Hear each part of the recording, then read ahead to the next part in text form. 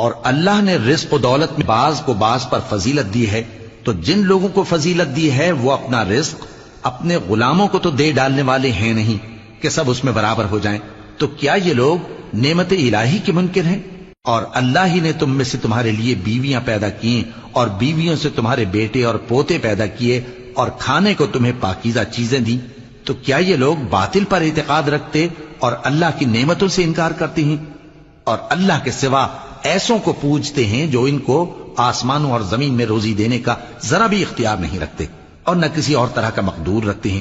تو لوگوں، اللہ کے لیے غلط مثالیں نہ بناؤ، بے شک اللہ جانتا ہے اور تم نہیں جانتے۔ اللہ ایک اور مثال بیان فرماتا ہے کہ ایک غلام ہے جو بالکل دوسرے کے اختیار میں ہے اور کسی چیز پر قدرت نہیں رکھتا، اور ایک ایسا شخص ہے جس کو ہم نے اپنے ہاں سے بہت سا مال طیب عطا فرمایا ہے اور وہ اس میں سے رات دن پوشیدہ اور ظاہر خرچ کرتا رہتا ہے، تو کیا یہ دونوں شخص برابر ہیں؟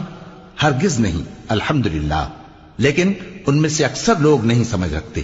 اور اللہ ایک اور مثال بیان فرماتا ہے کہ دو آدمی ہیں، ایک ان میں سے گونگا اور کسی کا غلام ہے بے اختیار و ناتواں کہ کسی چیز پر قدرت نہیں رکھتا اور اپنے مالک کو دوبھر ہو رہا ہے، وہ جہاں اسے بھیجتا ہے کبھی اچھی خبر نہیں لاتا۔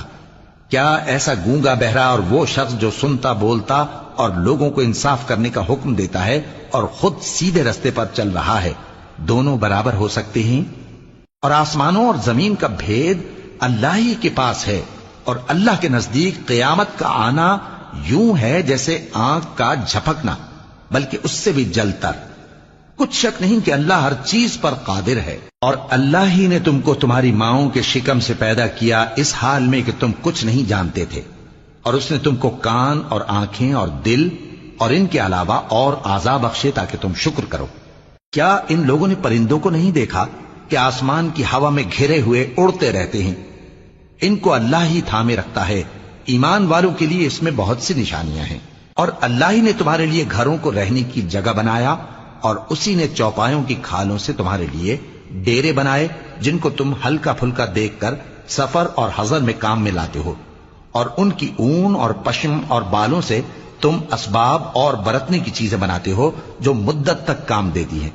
اور اللہ ہی نے تمہارے آرام کے لیے اپنی پیدا کی ہوئی چیزوں کے سائے بنائے اور پہاڑوں میں غار بنائے اور تمہارے لیے کرتے بنائے جو تم کو گرمی سے بچائیں، اور ایسے کرتے بھی جو تم کو اسلحہ جنگ کے ضرر سے محفوظ رکھیں۔ اسی طرح اللہ اپنا احسان تم پر پورا کرتا ہے تاکہ تم فرمانبردار بنو۔ بس اگر یہ لوگ روگردانی کریں تو اے پیغمبر تمہارا کام فقط صاف صاف پہنچا دینا ہے۔ یہ اللہ کی نعمتوں سے واقف ہیں مگر واقف ہو کر ان سے انکار کرتے ہیں، اور یہ اکثر ناشکرے ہیں۔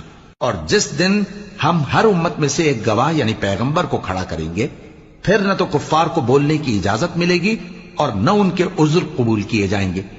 اور جب ظالم لوگ عذاب دیکھ لیں گے تو پھر نہ تو ان کے عذاب ہی میں تخفیف کی جائے گی اور نہ ان کو مہلت ہی دی جائے گی۔ اور جب مشرک اپنے بنائے ہوئے شریکوں کو دیکھیں گے تو کہیں گے کہ پروردگار، یہ وہی ہمارے شریک ہیں جن کو ہم تیرے سوا پکارا کرتے تھے، تو وہ ان کے کلام کو مسترد کر دیں گے اور ان سے کہیں گے کہ تم جھوٹے ہو۔ اور اس دن اللہ کے سامنے سرنگوں ہو جائیں گے، اور جو طوفان وہ باندھا کرتے تھے سب ان سے جاتا رہے گا۔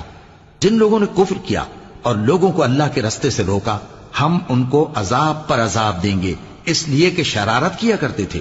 اور اس دن کو یاد کرو جس دن ہم ہر امت میں سے خود ان پر گواہ کھڑے کریں گے، اور اے پیغمبر تم کو ان لوگوں پر گواہ لائیں گے۔